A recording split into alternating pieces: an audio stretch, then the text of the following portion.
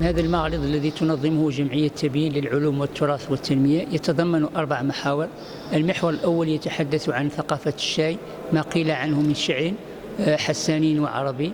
المحور الثاني يتضمن ما قيل عن طنطان كذلك من شعر حساني وعربي. المحور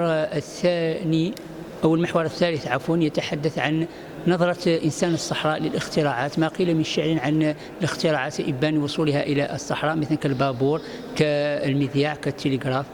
محور آخر وهو لا يقل أهمية وهو التمازج الثقافي بين المكون الحساني والمكون الأمازيغي. حاولنا إبراز ذلك من خلال مجموعة من الأشعار بشقيها الحساني والأمازيغي، أو من خلال إيراد معجم مكون من أنظمة تشرح فيها المصطلح بالشلحة ثم بالعربية.